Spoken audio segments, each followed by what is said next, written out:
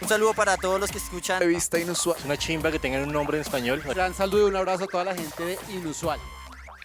Hola inusuales, bienvenidos de nuevo a Intempestivamente. En el capítulo anterior, en compañía de Pavel e Irene, estuvimos hablando del extranjero en la literatura medieval, tomando como ejemplo personajes como el mío Cid y Percival, y cómo Leonor está presente durante sus historias y sus viajes. Abordaremos la diferencia entre estos personajes medievales y los tratados en el primer capítulo. Pero en esta ocasión me gustaría profundizar en los rasgos de cada uno de los personajes y cómo estos cambian a lo largo de sus historias.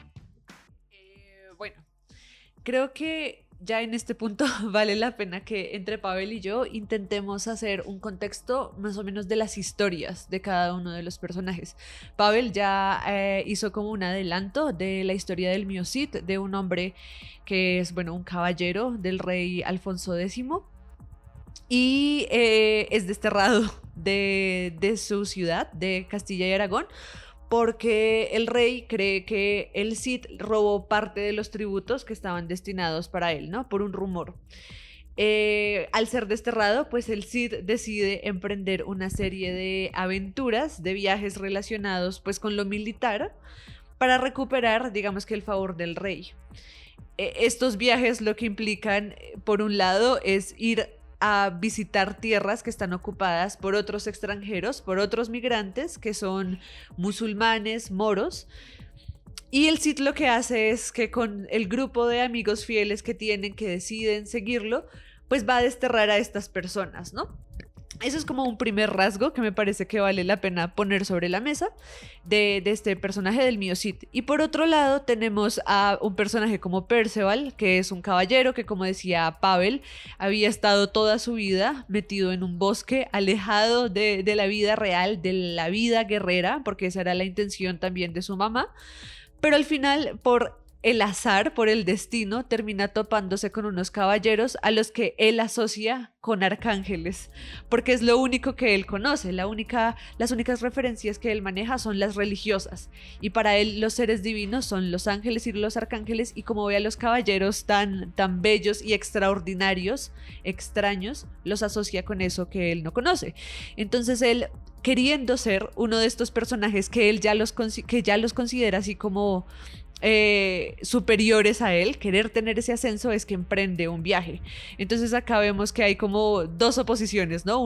Dos personas que quieren volver a recuperar, como llegar a un estado superior. En el caso del Cid, pues recuperar el favor del rey, y en el caso de Perceval, de estar a la altura, perdón, de los arcángeles, ¿no? Que pues son los caballeros, y que es algo que él va a terminar descubriendo posteriormente. Hay un elemento muy interesante también y tiene que ver con, digamos, sobre ese siglo XIII, ese siglo XII, muy conflictivo, el papel de la narrativa también en la legitimidad de la identidad, ¿no?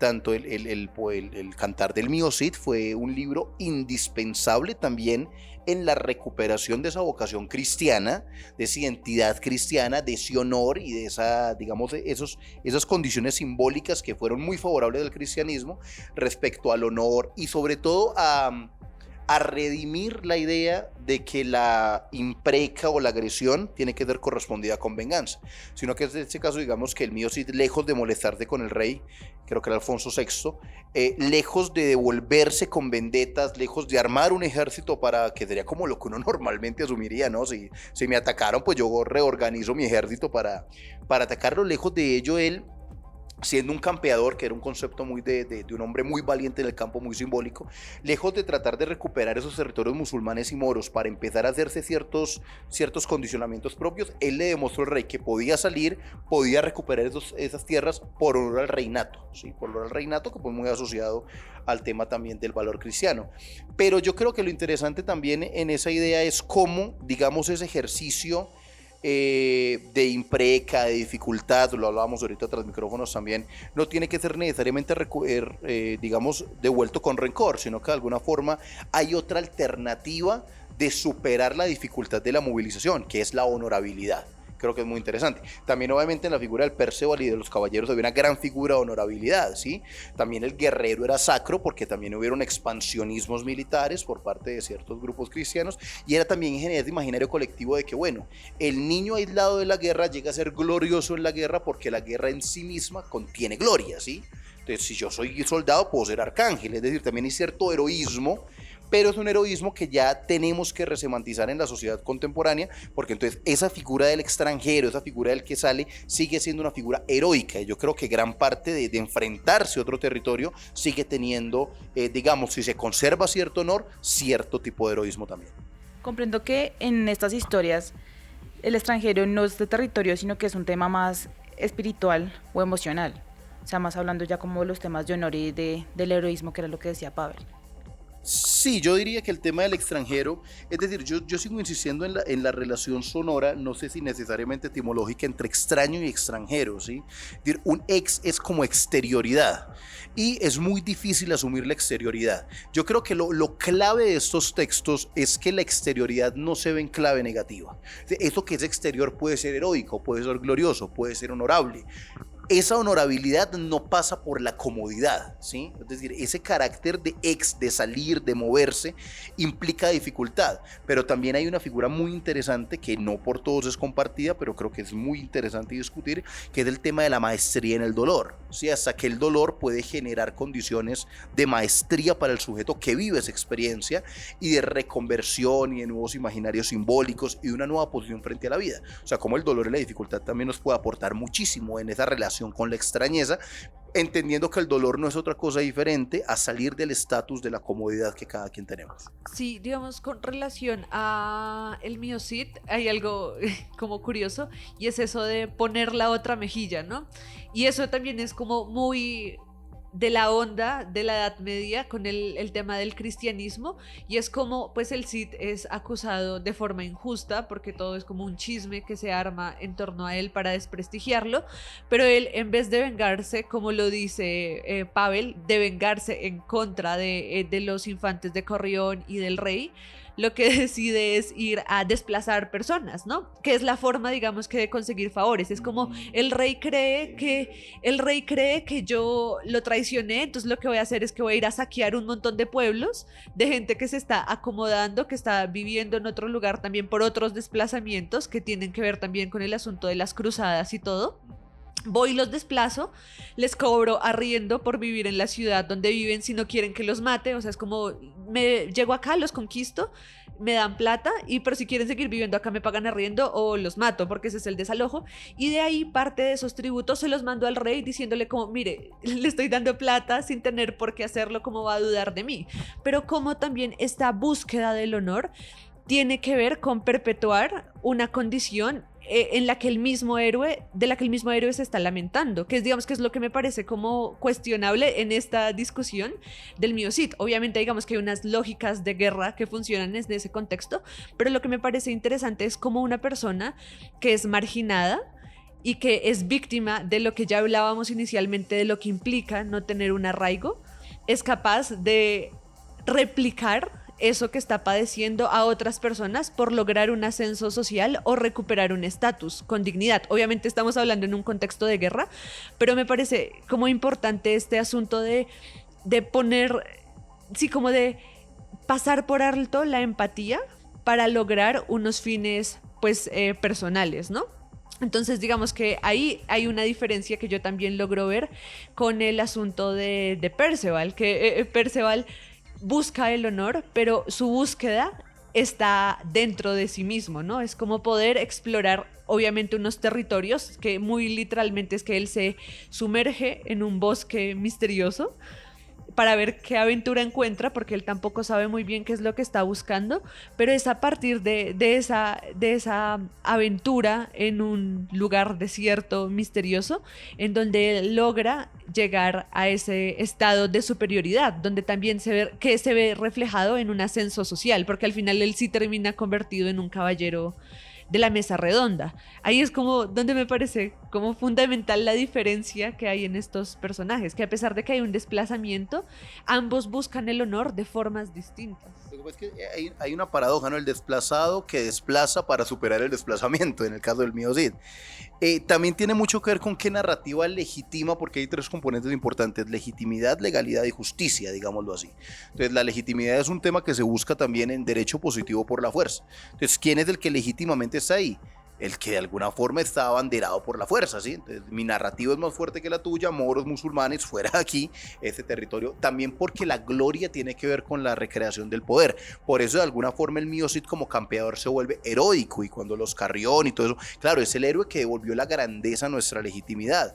Una que es justa porque somos grandes y que después organizamos como legal, ¿cierto? Entonces, ese es el gran heroísmo del mío Cid. Dentro de la narrativa del momento era cómo expandimos nuestra, digamos, discurso cristiano, ¿sí? En honorato del rey, en detrimento del pagano, del extraño, que ese sí es el extraño inaccesible, ¿no? Porque entre el mío y el rey, bueno, estamos en la misma narrativa cristiana. Ya el musulmán, ya el moro es el otro inaccesible, el otro que, bueno, pues, fuera de ahí. Sí hay una épica más bonita, también comparto que hay una diferencia, pero precisamente porque el mío está inspirado en Rodrigo Díaz Vivar, si no estoy mal, o sea, que fue una experiencia real. Ya de pronto el tema del Perceval sí tiene más ese tema del arcángel, de la gloria interna, de la mesa del rey Arturo, está más contagiado por la fantasía, ¿no? Y creo que esa diferencia también es entre hasta qué punto lo simbólico puede ser fantasioso y hasta qué punto lo real tiene ese grado de crueldad que siempre tiene cualquier legitimidad por el poder. Digamos, en este texto del mío Cid, uno también ve que hay un montón de elementos fantásticos que intervienen dentro de la narración. O sea, si bien es un poema épico que, digamos, que tiene un sustento histórico en distintos puntos, como de lugares en donde se viven ciertas batallas, personajes, pero también se sabe que hay como una gran elaboración por parte del poeta, ¿no? Del trovador. La idea, digamos, que sean poemas que están atravesados por el cristianismo, por la época en la que se está, también me parece que es un elemento importante, porque de todas formas en el Perceval se sigue manejando esto de lo simbólico, ¿no? De lo simbólico desde el punto de vista religioso, y es algo que sigue presente en el mío Cid. Digamos que uno lo hace de una forma más, no sé cómo se dice eso, como más evidente, que podría ser en el Perceval, con el asunto también de la búsqueda del Santo Grial, que en eso también... El Santo Grial, que es claro, el Santo Grial termina siendo el punto en donde tú comprendes que Perceval efectivamente es el sujeto como honorable, que efectivamente logró su ascenso social, pero como también... La religión al final, el cristianismo, termina teniendo esas dos caras, ¿no? Que hay una dualidad en que puede ser lo hermoso y misterioso de conocerse a uno mismo y entender que Dios es la verdad, que sería el caso de Perceval, de alguna manera, y del mío Cid, que es como, claro, es que la verdad también está envuelta en esta narrativa cristiana de la guerra. Manchada de sangre. Manchada de sangre, que es como vamos a desplazar gente porque es que vamos por la tierra y ustedes no son y ustedes no creen. Ustedes no son el pueblo ustedes elegido. tienen que ser excluidos por pensar. pensar diferente. Entonces, como ese diálogo que hay entre puntos tan distantes, creo que también se ve representado en los dilemas y en las características que terminan teniendo estos personajes extranjeros, ¿no? Que es como un asunto pues territorial, de guerra, y también algo espiritual, como de comprender otras simbologías.